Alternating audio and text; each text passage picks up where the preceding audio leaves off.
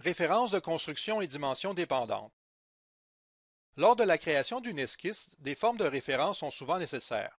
Ces formes sont utilisées pour aider à créer d'autres géométries, mais elles ne seront pas elles-mêmes nécessaires à la pièce finale. Dans Inventor, c'est ce qu'on appelle les géométries de construction. Toute ligne, courbe ou forme peut tenir le rôle de géométrie de construction. Des contraintes et dimensions peuvent leur être appliquées. Elles peuvent être converties en tout temps en éléments de géométrie régulière. Par contre, elles ne peuvent pas servir à l'extrusion des pièces en 3 dimensions. Pour créer un élément de géométrie de construction, cliquez sur le bouton Construction. Toutes les formes créées seront désormais des formes de construction. Cliquez à nouveau sur le bouton Construction pour supprimer cette fonction. Pour convertir une forme d'une géométrie à l'autre, sélectionnez la forme puis appuyez sur le bouton Construction.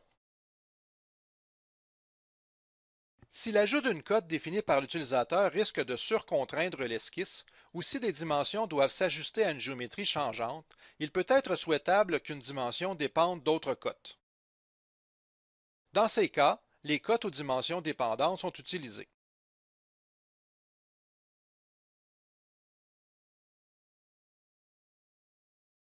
Ces cotes renseignent le concepteur et leur valeur ne peut pas être modifiée manuellement.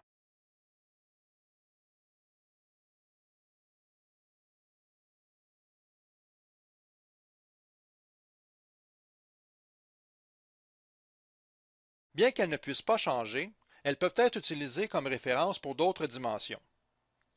Utiliser des dimensions dépendantes peut, par exemple, centrer une fonction tout en respectant des variables changeantes sans faire de calcul.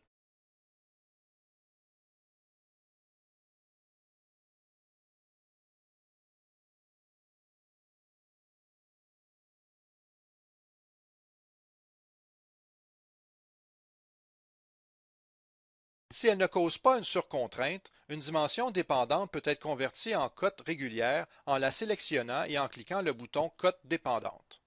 Une dimension ordinaire peut toujours être transformée en dimension dépendante.